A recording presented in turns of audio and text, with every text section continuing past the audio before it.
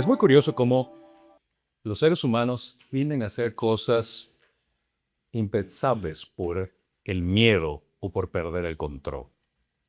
Durante la Segunda Guerra Mundial, los nazis construyeron una de las líneas de defensas más ambiciosas en la historia militar, que se conocía como el Muro Atlántico. Era una colosal red de fortificaciones hechas con cañones, alambres de púas, campos minados, que se extendía por 2.600 kilómetros, desde Noruega hasta Francia.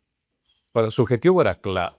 Lo que Hitler quería hacer es quería evitar que la gente podía entrar, que armamentos y guerrilla puedan entrar por la costa, desde el mar. Y creía, si es que lograba sellar esa frontera en Europa, estaría salvo y todo estaría bajo su dominio, bajo su control. Pero el 6 de junio de 1944 se conoce como el D-Day, el día D. Y este muro fue superado en apenas unas horas. Y con él, toda la ilusión que tenía Hitler de poder tener ese control, ese poder humano. Pero fue inevitable el hecho de que todo se derrumbó. Y lo que se construyó como un símbolo para poder frenar lo inevitable, resultó ser en un monumento a la derrota.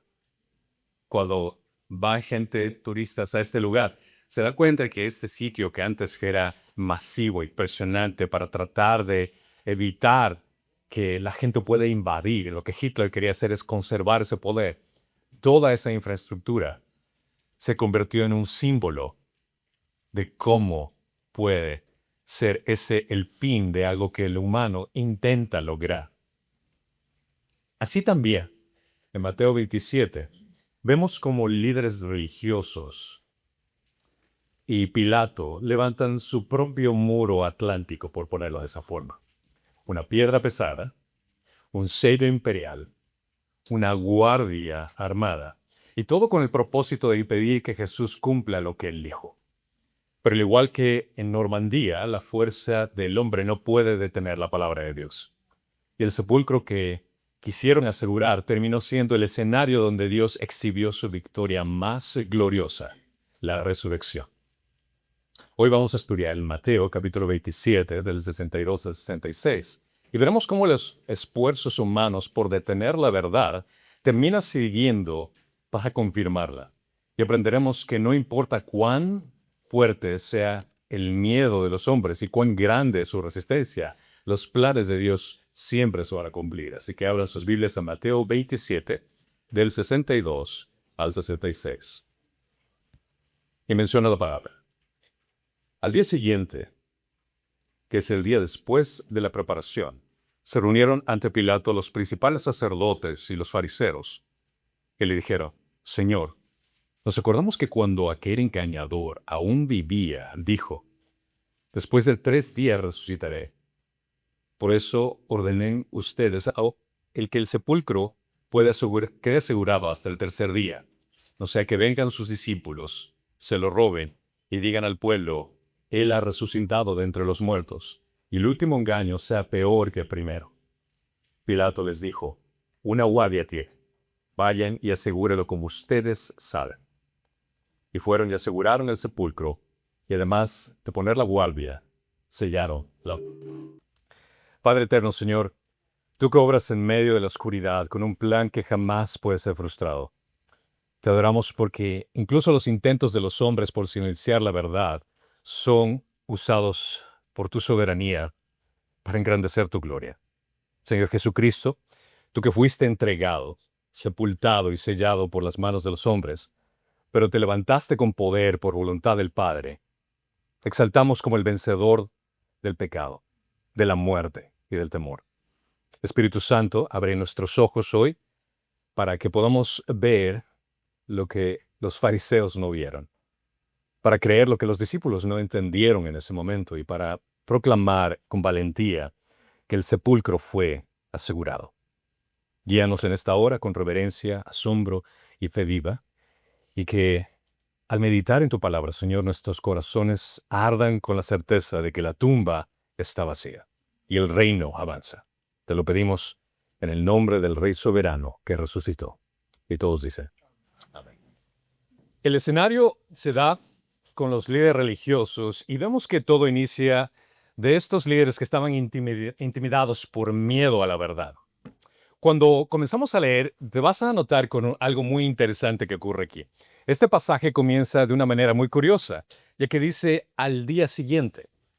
Ahora, para los que estábamos siguiendo el contexto de todo lo que ha ocurrido, al día siguiente implica que los sacerdotes y fariseos se dirigieron a Pilato el día después de la preparación.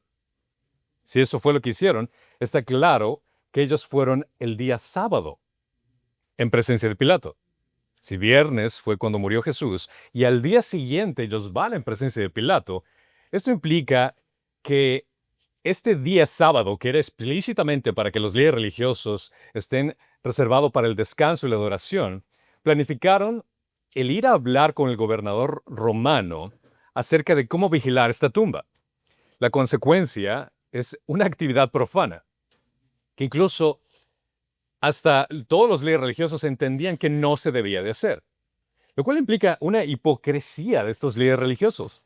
¿Por qué? Porque, por ejemplo, vemos en Juan 18:28 que anteriormente ellos mismos, estos líderes, negaron la entrada al pretorio para no contaminarse con estar en la presencia de Pilato por causa de las Pascuas. Ahora, sin embargo, ya no se encuentran en esta situación, pero puedes darte cuenta de la hipocresía por el miedo que tenían. A diferencia del día anterior, nada se dice de una vacilación de parte de ellos por entrar al petróleo. Porque cuando estaban en presencia de Pilato, cuando estaba Jesús siendo acusado, ellos no querían estar en presencia de este emperador romano en vida de que no, nos vamos a ensuciar y no podemos ser parte de la Pascua, pero van al día siguiente, el día que supuestamente tenían que celebrar, a contaminarse. Y la urgencia de esta situación era por el hecho de que querían que sus peticiones se cumplan, de un temor que ellos tenían. Esta acción revela que su preocupación no era de la santidad del sábado, sino de la conservación de su poder religioso y político. Su decisión fue impulsada por temor a lo que Jesús, aún muerto, había mencionado y que continuara ejerciendo influencia en todas las cosas que estaban a su alrededor, a fin de asegurarse de que estaba definitivamente fuera de control de la situación. Ellos estaban dispuestos a quebrantar incluso la ley que ellos obligaban a los demás a cumplir. Quienes habían acusado anteriormente a Jesús de quebrantar el sábado, ahora lo hacen abiertamente por conveniencia política. Se evidencia así su hipocresía farisaica, como dicen a la gente que hagan algo, pero ellos hacen lo opuesto. Porque había un interés de por medio, había algo que les motivaba a hacer esto. Tenían miedo a perder el control de la gente. Los que a menudo habían confrontado a Cristo por irse en contra de la ley, estaban ahora ocupados en una obra de mayor malicia, violando la propia ley que ellos estaban estipulando. Si los líderes religiosos violaron la ley del sábado al reunirse con Pilato el día después de la preparación, que era el sábado, lo hicieron por motivos de temor. Tenían miedo. Y no era por la fidelidad del sábado, porque en realidad su religiosidad se puso a un lado. Esta transgresión, lejos de ser accidental, revela su disposición a sacrificar los mandamientos que decían defender con tal de silenciar a Jesús incluso después de muerto. Es un acto que Mateo incluye con clara intención teológica y polémica, contrastando el legalismo vacío de los líderes religiosos con la verdad vivificadora de Cristo. Y estos se reunieron ante Pilato y menciona que fueron los principales sacerdotes y los fariseos. Ahora, debemos entender que los saduceos, que componían de su mayor grupo de principales sacerdotes, no creían en la resurrección de los muertos, ni en ángeles, ni en el mundo espiritual. O sea, quiero que entiendan este aspecto muy importante de lo que menciona aquí Mateo, que estos principales sacerdotes no creían que Jesús iba a resucitar, pero por el otro lado, los fariseos sí creían en la resurrección corporal futura y en la existencia de ángeles y espíritus. Es decir, que tenemos a dos grupos completamente diferentes. Si podemos ponerlo en un sentido actual, porque vamos a entender, sería como que los demócratas y los republicanos se hayan unido para atacar un punto central. a una persona en particular. Ahora vemos esto en la actualidad, que ¿cuándo se van a unir los dos? Jamás. Pero aquí vemos esto. A pesar de esas diferencias doctrinales, ambos grupos se unen con un motivo en común. Sabían que si surgía algún rumor sobre la resurrección de Jesús, su poder político y religioso iba a ser perdido por el pueblo. Ya no iban a tener ese control que tenían antes. Los principales sacerdotes no actuaron por convicción doctrinal, sino por pragmatismo político, es decir, que tenían miedo de que algo vaya a salirse de sus manos y ellos pierdan el control. Temían que los discípulos usaran la profecía de Jesús como una excusa para afirmar que Jesús había resucitado. A pesar de que estos principales sacerdotes, ellos creían que no existía la resurrección. Son movidos a irse en contra incluso de sus propias creencias. Los que no creían en la resurrección, que eran los saduceos, trabajan para impedir que el pueblo crea en ella. Y los que sí creían en la resurrección, que eran los fariseos, temen que Cristo cumpla lo que dijo. Puedes ver la ironía que presenta Mateo aquí en esta situación. Dos grupos que van en contra de la resurrección, uno que no cree y el otro que sí cree, pero no quiere que suceda. Pero en vez de convertirse, en vez de entender que tal vez pueda ocurrir, que tal vez este sea el Mesías, no, ellos estaban realmente rechazando la idea. Y vemos que, incluso como lo menciona Agustín de Hipona, que aún los enemigos de Cristo trabajan sin saberlo para cumplir los propósitos de Dios. Aún aquellos que estaban en contra de Jesús trabajan para Dios, sin darse cuenta. Esto nos recalca la soberanía de Dios en todo, por sobre todo. Aun cuando la gente quiere irse en contra de la palabra de Dios, aun cuando ellos querían ir en contra de la profecía, no se estaban dando cuenta que estaban siendo actores secundarios en el plan principal de lo que Jesús estaba haciendo. Y ellos vienen y se presentan a Pilato y dicen, Señor, aquí venimos y nos acordamos de algo que había dicho. Ahora, estos líderes no se recordaron por creer en que Jesús había dicho que iba a resucitar y creían que iba a resucitar, sino porque temían las consecuencias sociales y políticas que surgirían por un rumor sobre la resurrección. No reconocían haber tenido en cuenta las posibilidades que pudiera ser cierto y creían que los discípulos tal vez podrían ingeniárselas para robar el cuerpo y después decir, mira, Jesús resucitó. La ironía de que los enemigos de Jesús recordaron su profecía es un contraste muy interesante que Mateo pone aquí, mientras que los discípulos la olvidaron debido al dolor y la confusión. Los discípulos que estaban con Jesús, que habían escuchado a Jesús repetir no una, no dos, pero hasta 3 veces, hey, voy a ir a Jerusalén, me van a crucificar, pero voy a resucitar. Los discípulos que vieron los milagros, los discípulos que vieron todo lo que él había hecho, Mateo no los menciona aquí. Pero aquí el énfasis viene a ser estos enemigos que van en contra de Jesús, que no creían en lo absoluto que era el Mesías, que creyeron más, no por el hecho de que él vaya a resucitar, sino por el rumor de que si es que algo ocurre, va a ser peor. Aunque los discípulos no comprendieron plenamente las profecías de Jesús, los líderes religiosos sí las recordaron y entendieron su significado. Esto revela su hipocresía y el temor interior. Y ellos dijeron cuando este engañador vivía. Esta palabra muy interesante en griego que designa la irónica blasfemia aplicada a Jesús por sus enemigos, con implicaciones teológicas serias sobre su identidad. Este engañador, este que dice falsedades. Pero cuando vienen a Pilato le dicen, Señor, queremos hablar acerca de este engañador. Es irónico como también Mateo presenta estos dos títulos en la misma línea, cuando tendría que ser invertido. Señor es para Jesús y el engañador es para el resto. Pero lo menciona de esta forma. Este título de Señor para Pilato debería ser utilizado para Jesús. Una inversión satírica del orden verdadero. Señor a la persona equivocada. Y mencionaron a Pilato que Jesús había hecho estas afirmaciones públicas como una señal que él iba a resucitar al tercer día y habló de ciertas conexiones del Antiguo Testamento también, como la señal de Jonás, que los fariseos escucharon esto abiertamente. Esto no era una conversación que solo Jesús tuvo con sus discípulos. Esto fue algo que Jesús dijo abiertamente, y vemos esto, por ejemplo, en Mateo 12:40. Dice, porque como, como estuvo como estuvo Jonás en el vientre del monstruo marino 3 días y 3 noches, así estará el Hijo del Hombre 3 días y 3 noches en el corazón de la tierra. Esto fue algo que Jesús dijo públicamente. Y los fariseos, los líderes religiosos, escucharon esto. Más adelante, en Mateo 16:4, menciona una generación perversa y adúltera. Busca una señal. Aquí te das claramente cuenta que está hablando de fariseos, líderes religiosos, porque se está dirigiendo Jesús a ellos. Y no se les dará señal, sino la señal de Jonás. Y dejándolos, se fue.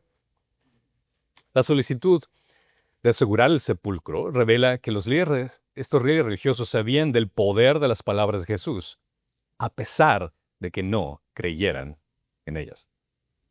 Los líderes religiosos veían tanto la enseñanza mesiánica como la resurrección como amenazas a su poder, no afirmaciones verdaderas a ser examinadas con honestidad. Solo veían que esto tenía un poder religioso, mas no un poder verdadero. Fueron motivados por temor, no por fe. Y esto sirvió irónicamente para fortalecer la veracidad de la tumba vacía. La soberanía de Dios se impone sobre los intentos humanos de frustrar sus propósitos. Y esto nos enseña cómo incluso la intención más perversa del hombre sirve a los designios eternos de Dios. Incluso las intenciones más malévolas de ir en contra de Dios, Dios utiliza eso para su gloria. Dios utilizó esto en la resurrección. Y esto es algo que se aplica en todos los sentidos, en todas las áreas.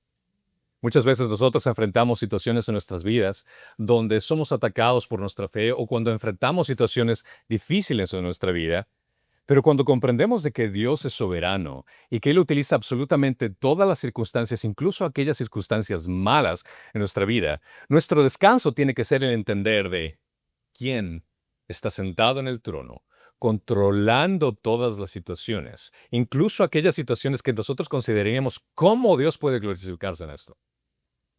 Muchos de nosotros hemos sido testigos en nuestra vida de aquellos eventos, aquellas personas, aquellas situaciones que hemos encarado y que piensas, ¿qué de bueno puede salir de esto?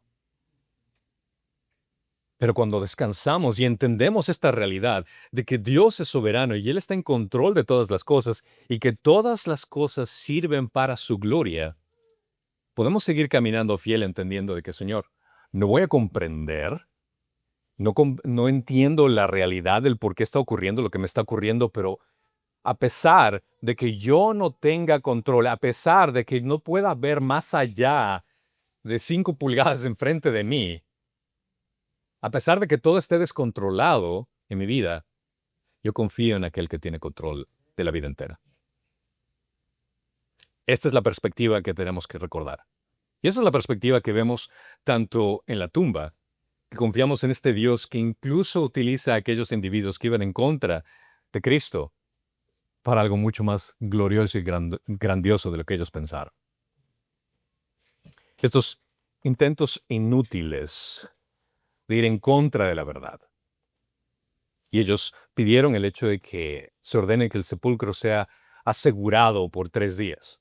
Ahora, aquí viene una pregunta que no sé si a alguno de ustedes se les ha ocurrido cuando lees esto, es el hecho de que si Jesús murió el viernes y resucitó el domingo, ¿por qué son 3 días? Porque tú analizarías, aquí tengo, sí, esa es una pregunta que quería hacer exactamente, porque viernes, entonces sería sábado y domingo, serían apenas 2. Y ni siquiera si es que juntamos todas las horas no funcionaría, porque Jesús fue crucificado el viernes, el sábado era el día de descanso de los judíos, por tanto el sábado empezaba a las 6 de la tarde del viernes.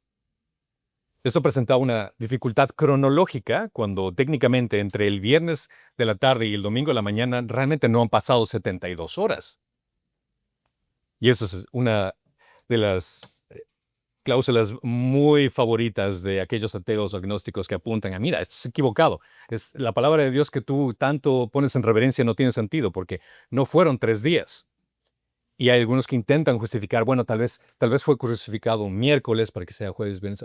Intentan ajustar de alguna otra forma, pero tenemos que entender que es importante comprender que el pensamiento judío del primer siglo, cualquier parte del día contaba como un día entero. Este método de cómputo se llama inclusión semítica o cómputo inclusivo. Esa es la forma como ellos contaban los días en ese entonces. Ejemplo explicado, el viernes, aunque fuera desde las 3 de la tarde, para ellos era contado un día. El sábado, el día completo, fue el segundo día, y el domingo, aunque fuera solo parte de la mañana, fue para ellos contado el día tercero. Así que la frase después de 3 días o al tercer día no implica necesariamente 3 días de 24 horas, sino 3 porciones de día contando de forma inclusiva, lo cual era normal para los judíos. ¿Y por qué menciono que era normal para los judíos? Porque incluso esto lo vemos con Esther en capítulo 4, en capítulo 5, donde Esther dice que ayunen por 3 días, pero va ante el rey al tercer día, pero no después de 72 horas. Es decir, que aquí vemos una aplicación de la cultura. Ellos entendían días no contando con nosotros contamos de la misma forma. Igual, 1 Samuel 30, del 2 al 13, el egipcio no había comido pan y bebido agua por 3 días y 3 noches. Sin embargo, esto incluye específicamente partes de días, no horas como nosotros contamos. Justino Mártir defiende la resurrección al tercer día como un cumplimiento profético y litúrgico, no como cronológico literal. Y 3 días, sí, implícitamente la idea de que la tradición judía lo entendía de esa forma, no cronológicamente como nosotros entendemos, lo cual podría explicarse mejor de este sentido. Cuando nosotros leemos las Escrituras, debemos de comprender este detalle muy importante. En primer lugar, la Biblia no fue escrita para nosotros. Y con esto me quiero aclarar este punto, que Mateo, siendo un autor judío, escribió a un grupo de judíos del primer siglo. No escribió a un grupo de cristianos que viven en Phoenix en el 2025. Entonces, esa parte que debemos entender. Cuando comprendemos esa idea de que las escrituras no fueron escritas a nosotros, debemos de respetar el punto número 1, de que las escrituras fueron escritas en un tiempo específico para una audiencia específica con un propósito específico. Cuando entendemos esa idea primordial, debemos entender también el número 2, que es la diferencia que existe entre nosotros en la actualidad con ellos en ese entonces. La diferencia que existe entre el tiempo de ellos y de nosotros viene a ser de diferente aspecto. Una por el hecho de, si estás leyendo el Antiguo Testamento, en primer lugar es el convenio. Estás leyendo aspectos del Antiguo Testamento, pero si estás leyendo partes del Nuevo Testamento, como en este caso Mateo, tal vez la estrechez del río va a ser más angosta, pero sigue habiendo ciertas diferencias. Como en primer lugar, no asumo que muchos de ustedes estén hablando griego koiné, no asumo que ustedes sean de Israel, no asumo que vivan en Israel ni que sean judíos. Entonces puedes ver la diferencia que existe entre los dos puntos. El tercero es la parte que nosotros tenemos que aprender a sacar la idea del principio teológico que vendría a aplicarse a nosotros, la idea que cruza el puente, que puede regresar de un lugar al otro y que la gente en el pasado puede decir amén, es verdad, y esa idea puede cruzar el presente y nosotros podemos decir amén, es verdad. El cuarto es el hecho de que filtramos cualquier idea que cruza con Cristo. La idea es el hecho de que nosotros somos cristianos y leemos la Biblia como cristianos. Cuando leemos, por ejemplo, el Antiguo Testamento, leemos el Antiguo Testamento como cristianos. Y quinto, lo aplicamos para nosotros, como se aplica para nosotros en nuestro entendimiento actual. La razón por la cual hago esta explicación es por el hecho de que mucha gente tiende a leer la Biblia como que si fuéramos nosotros los que dictamos cómo tienen que comportarse ellos en el Antiguo Testamento. Y eso está mal. Eso sería considerado como una eisegesis. Eisegesis viene a ser la idea de que tú colocas la idea dentro del texto. Ah, no, que fueron 3 días, 72 horas, están equivocados. Ok, tú estás pensando de una forma actual, como nosotros contamos los días. Pero la forma apropiada de leer las escrituras es como una exegesis. Es decir, que nosotros entendemos qué es lo que ellos pensaban en ese tiempo y cómo analizaban las cosas en ese tiempo. A partir de eso, entonces nosotros podemos llegar a la conclusión, mira, ellos contaban los días como porciones. Entonces, viernes fue un día, sábado fue otro día, domingo fue otro día. Sí, cronológicamente para nosotros en la actualidad eso no tiene sentido porque contamos de una forma diferente, pero para ellos en ese entonces lo hacían así. Por ende, vamos a respetar el texto, la gente y el tiempo de acuerdo a lo que se enseña. Pasado de eso, El miedo de los fariseos revela una conciencia inquieta y culpable. Proyectan esa corrupción diciendo que tal vez los discípulos vayan a robar el cuerpo. Es interesante cómo estos líderes religiosos piensan, bueno, es que tal vez estos discípulos van a hacer algo torcido. Estos discípulos van a tal vez hacer algo para poder resaltar el hecho de que Jesús ha resucitado. Y eso es una proyección que ellos hacen. La corrupción que tienen en su corazón dice, no, es que ellos van a hacer lo mismo. ¿Has escuchado esa frase que dice, cada ladrón juzga por su condición?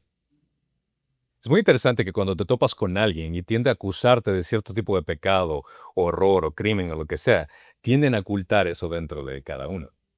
Y eso es lo que ellos estaban haciendo. La ironía trágica es que los enemigos creen en la resurrección, nuevamente, más que los discípulos y trabajan para evitarla.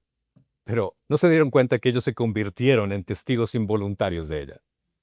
Los discípulos brillaban por su ausencia, los imaginamos destrozados por la desmoralización, el cambio de acontecimientos llenos de temor, incapaces hasta sin deseos de confiar en su propio juicio. Y es entendible el hecho de que hayan experimentado su vida por 3 años con este maestro que después lograron entender que era el Mesías, pero no comprendieron a su plenitud que realmente estaban tratando con el Dios Todopoderoso. Y es cuando ocurrió después de la resurrección que ellos cayeron en cuenta con quién estaban tratando. Ahora, nosotros no podemos ponernos en una posición de juzgar a los discípulos. Ah, mira, qué irresponsables, qué falta de fe la que ellos tuvieron. Porque si nosotros estuviéramos en la misma situación, es muy probable que caeríamos en el mismo error. Pero existe una gran diferencia para nosotros hoy. Porque ellos por lo menos podríamos darles el beneficio de la duda de cómo reaccionar a cierto tipo de circunstancias. Nosotros no. Porque nosotros tenemos la verdad completa y revelada en las Escrituras. Es entendible que los discípulos puedan dudar de ciertos aspectos, pero nosotros no, porque nosotros debemos todo desarrollado. Y para nosotros el hecho de desconfiar de Dios en sus promesas, en su fidelidad, es mucho más vergonzoso. Considera eso. El estado mental de estos líderes religiosos era de temor. El de los discípulos era de desmoralización. Y eran incapaces de organizar cualquier tipo de intento subversivo, estos discípulos, para tratar de robar el cuerpo. Estos discípulos hubieran querido robar el cuerpo, lo hubieran hecho con anterioridad, pero vemos que estaban desmoralizados completamente. Y eso es algo que Mateo específicamente enfatiza por el hecho de que para que se den cuenta que ni siquiera los discípulos estuvieron participando de eso. Dios no necesitaba de la intervención humana para lograr sus propósitos magníficos. Porque al final de cuentas iba a decir, bueno, es que los discípulos hicieron este trabajo. No. Considera que Dios pudo haber utilizado a los discípulos, claro que pudo haber hecho, pero no lo hizo. Cuando Dios tiene un plan por cumplir, Él puede llamarte para hacerlo, pero si es que no participas para eso, Él lo va a hacer de todas formas. El que pierde, ¿quién va a ser? Tú, yo. Por el hecho de que no obedecemos a lo que Dios pide que hagamos. Considera eso. Ninguno es indispensable. Nadie, ninguno de nosotros es un individuo que Dios diga, no, pues que si es que no está esta persona aquí, no puedo hacer mis designios, no puedo cumplir mis propósitos. No, para nada. Eso te pone en un lugar apropiado para poder entender de que Dios puede cumplir sus cometidos, sea contigo, sea que tú obedezcas o sea que no obedezcas. El punto para nosotros sería entender, ¿quieres ser parte de lo que Dios está haciendo? Y para ser parte de lo que Dios está haciendo implica el hecho de que te sometas en obediencia, cumpliendo su palabra. La resurrección no fue fabricada por los discípulos. Incluso sus enemigos tomaron medidas extremas para evitar cualquier reclamo, lo cual validó indirectamente su realidad. Jesús es presentado como el cumplimiento verdadero del plan de Dios, y no como un fracaso mesiánico. La resurrección, el hecho que Él esté en la tumba, el hecho de todos estos acontecimientos fueron parte de una realidad. Vemos esto en 1 Corintios 15:3. Porque yo les entregué en primer lugar lo mismo que recibí, que Cristo murió por nuestros pecados, conforme a las Escrituras, que fue sepultado. Esto es parte del Evangelio. y resucitó el tercer día, conforme a las Escrituras. Esto es algo que, tristemente, los líderes religiosos que debían de entender este concepto no comprendieron. Tanto como fariseos, sacerdotes principales, los saduceos, ellos debían haber sido los primeros en identificar a Jesucristo. ¿Por qué? Porque aquí dice, por las Escrituras. La palabra de Dios es lo que les iba a enfatizar, a ayudar. Pero ellos lo negaron. Negaron absolutamente la idea de que Jesús iba a ser el Mesías, a pesar de que en las Escrituras hablaban de ese Mesías que iba a llegar. ¿Por qué? Porque su interés, lo que estaba en su corazón, el poder, el control de la gente era más importante para ellos que el cumplimiento de la palabra de Dios. Ahora, considera esto para nosotros, en nuestro caso. ¿Qué toma esa prioridad en tu vida? ¿Son tus planes? ¿Son tu libreto de cómo quieres que transcurra tu día? ¿O la palabra de Dios? ¿O el obedecer lo que Dios te pide? Lamentablemente, estos líderes religiosos no creyeron en Jesús porque en su corazón la prioridad era el tener el poder y el control de la gente. Tener esa autoridad religiosa por sobre la gente. Y cuando las cosas no iban de acuerdo a su conveniencia, realmente despreciaban la palabra de Dios y ponían la autoridad humana por sobre ella. Y esto es una gran advertencia para nosotros también. Cuando alguien te confronta con la palabra de Dios, pero tu pecado o aquella decisión de querer hacer las cosas de acuerdo a tu conveniencia va por mucho más allá de la palabra de Dios, esto demuestra que tu sometimiento al señorío de Dios no es importante para ti. Porque vale la pena entender de que Jesús es nuestro Salvador, por supuesto, amén, aleluya, gloria a Dios. Pero cuando te salvas, considera que Él te compró con su sangre. Tu salvación fue gratuita, pero no fue barata. Tu salvación costó la vida del Dios Todopoderoso al ser derramada su sangre en esa cruz, recibiendo la ira de Dios sobre Él. Ahora, estos líderes religiosos no creyeron en eso. Ellos consideraron que su resurrección iba a ser peor que el primer engaño. Ahora, los líderes no temían un milagro, sino una narrativa. Estos reflejan el poder de la proclamación del Evangelio que tenía aún antes de ser proclamado. Puedes entender que el Evangelio, que de la resurrección de Jesús, era algo que estos líderes religiosos temían.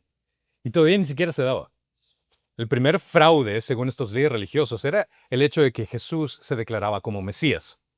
Y consideraban falso esta proclamación de Jesús en su ministerio público, y a sus ojos Jesús era como un engañador al pueblo, haciéndose pasar como rey de Israel.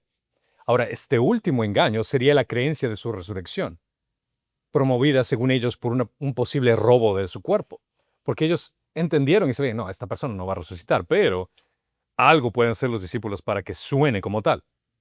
Este engaño consistiría en que los discípulos anunciarían al pueblo que Jesús había resucitado, lo cual desde la perspectiva de estos líderes religiosos sería un fraude aún más peligroso, pues daría a Jesús una autoridad después de su muerte, incluso mayor que el que tuvo de vida. Los líderes temían que el pueblo fuera persuadido de que Jesús no solo había sido un profeta poderoso, sino que ahora vivía después de la muerte. En su intento de impedir este último engaño, los líderes, sin saberlo, prepararon la escena para confirmar la verdadera resurrección. Su temor fue el primer testimonio de la posibilidad de su cumplimiento. Y aquí demuestra que ningún poder humano puede detener el propósito de Dios. Aún los enemigos de Dios terminan siendo partes de ese plan providencial. Las promesas de Cristo son más confiables que cualquier estrategia malévola que el enemigo pueda intentar hacer para destruirlo o irse en su contra. La ironía de esta providencia es el sellar y custodiar este sepulcro.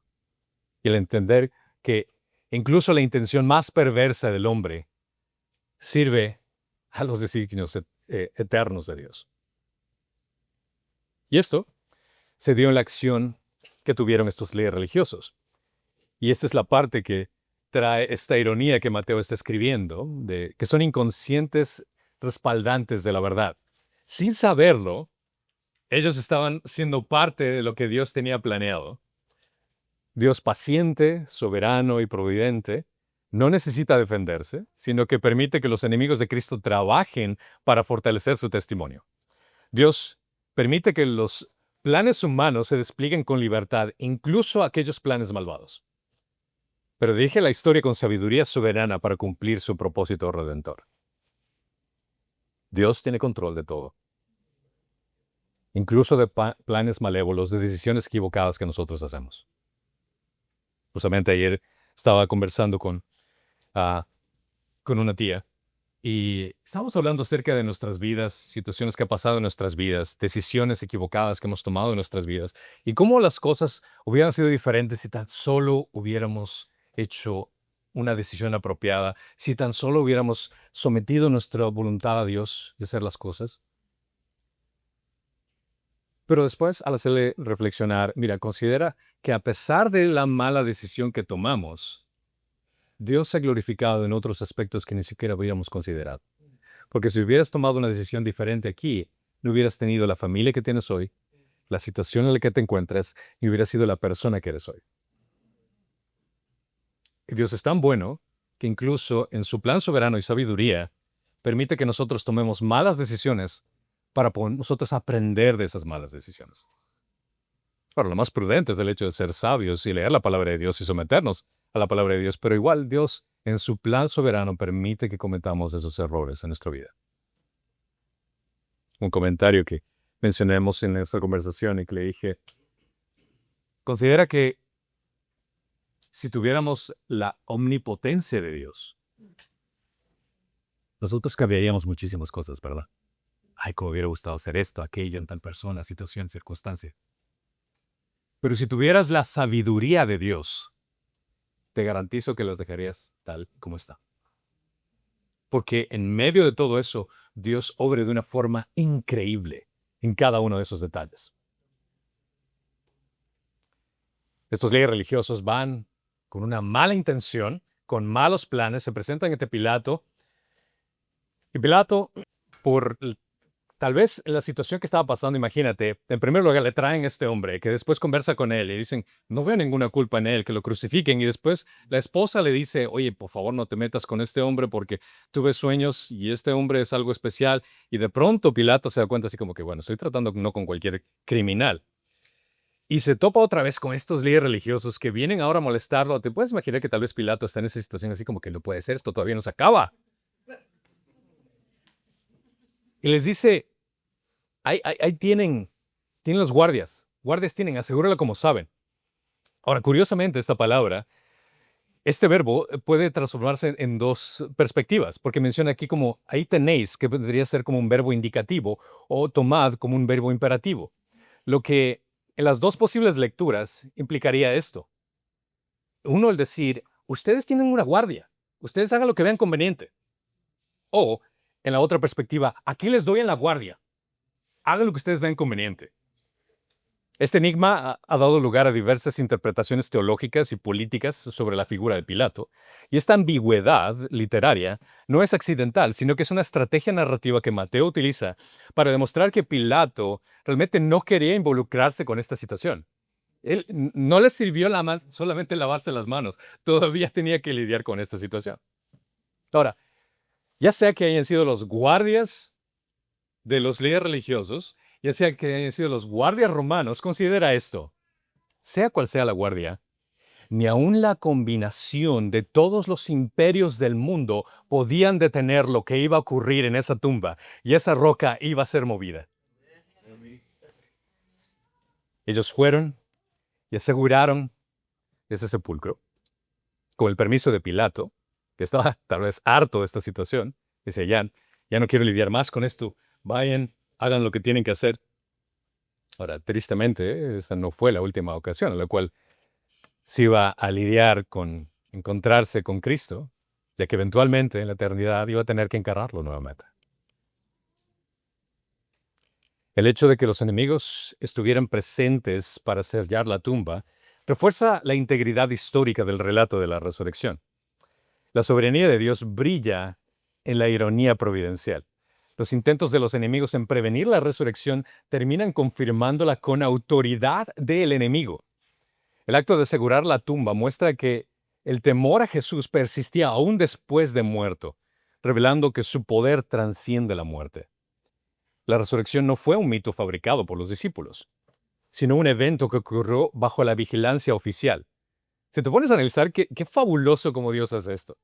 Es el hecho de que no lo hace como por sus propios discípulos, no lo hace a través de circunstancias para que después la gente diga, no, no, eso no ocurrió. No, perfecto. Vamos a traer a los enemigos, para que sean los enemigos los que van a corroborar de esto.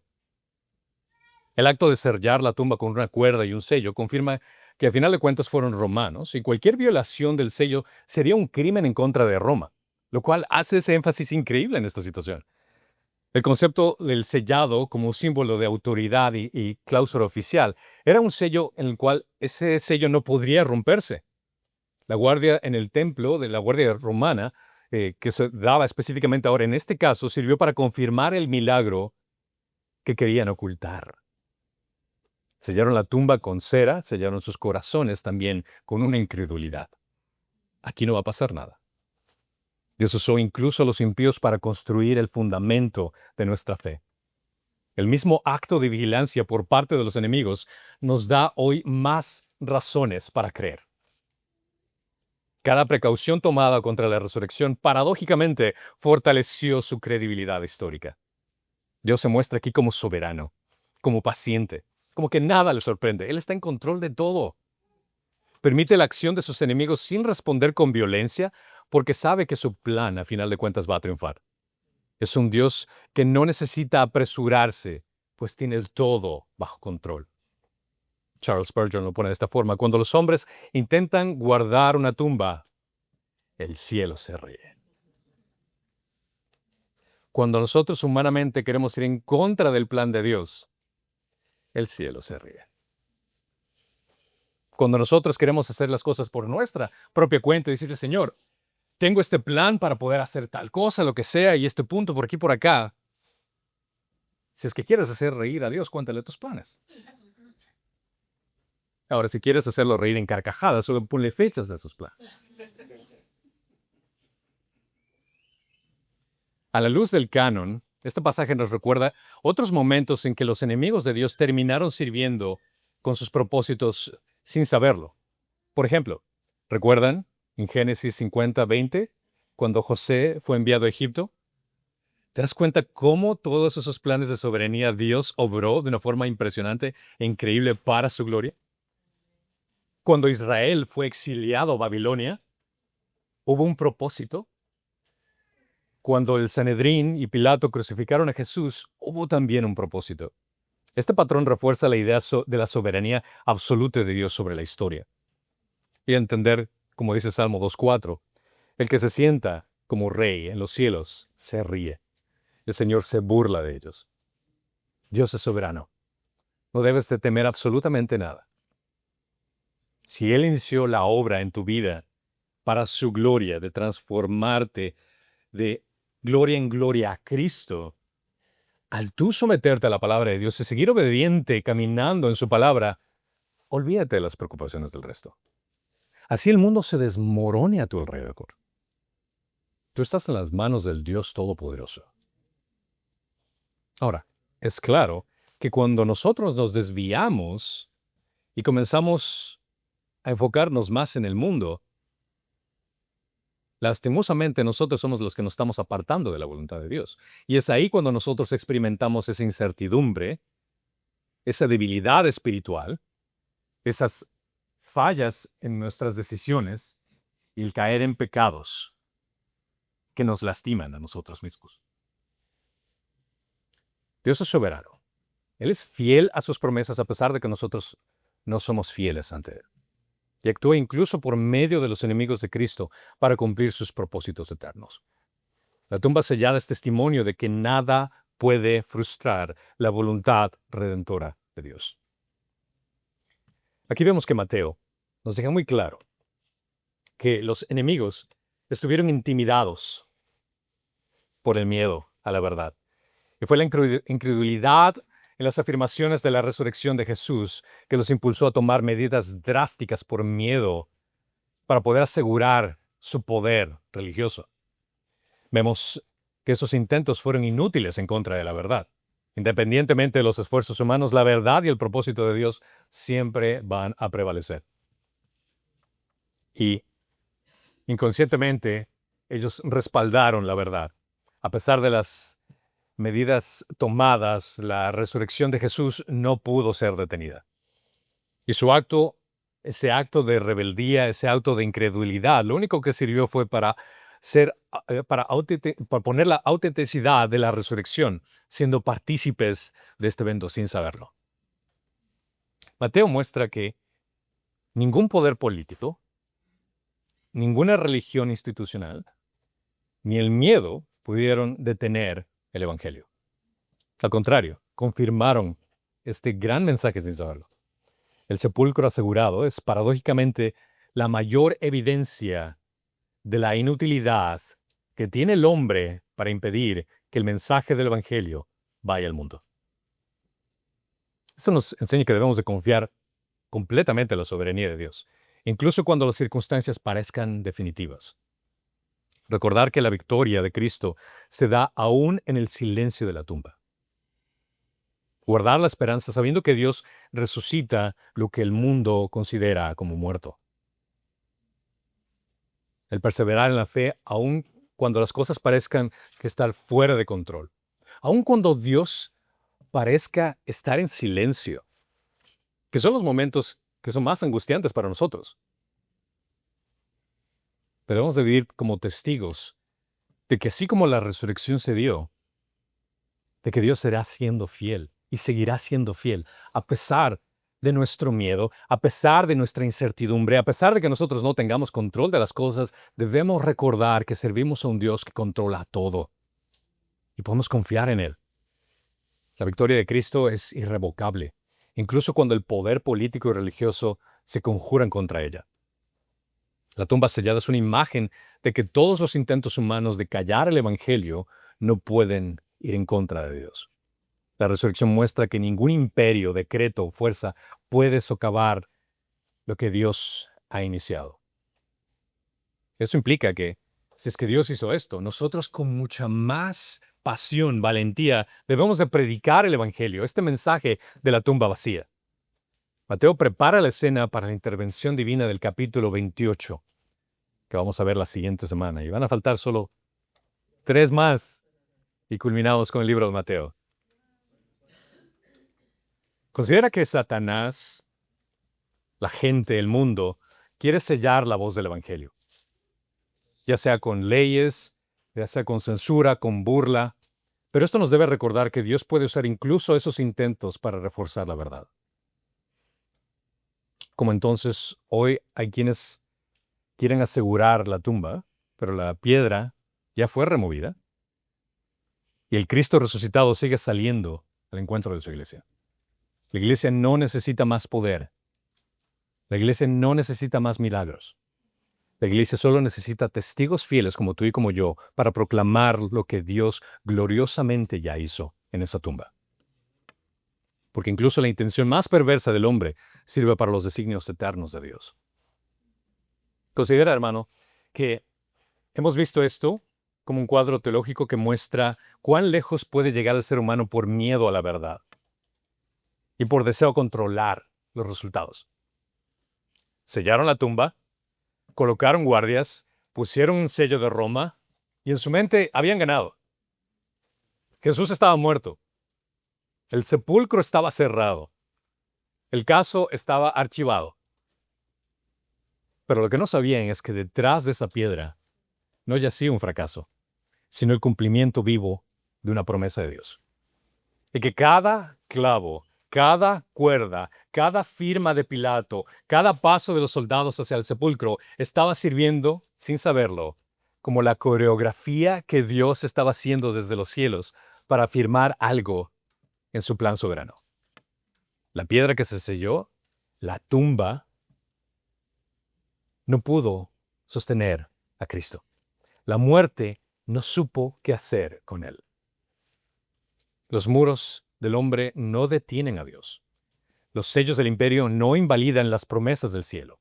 Y los guardias de la incredulidad no impiden que la tumba se vacíe. Padre Santo, Señor, te damos gracias porque tu plan eterno nunca ha estado en manos del caos ni sujeto al poder del hombre. Tú ordenaste cada detalle, desde la piedra que cerró la tumba hasta los enemigos que la construyeron. Y a través de todo mostraste que ningún muro levantado por el temor puede resistir tu verdad. Señor Jesucristo, te adoramos porque aun cuando el mundo pensó que te había silenciado, tú preparabas el amanecer de la nueva creación desde el silencio del sepulcro. Gracias, Señor, porque no solo venciste la muerte, sino que convertiste cada intento de detenerte en tu testimonio para tu gloria. Espíritu Santo, Señor, graba esta verdad en nuestros corazones, que cuando todo parezca cerrado, vigilado y sellado, el Dios vivo sigue obrando. Y que el mismo poder que removió la piedra sigue abriendo vidas endurecidas, corazones incrédulos y caminos imposibles.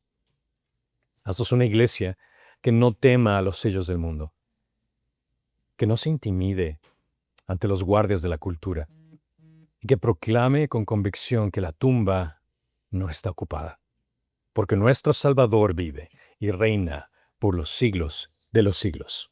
Y todos dicen,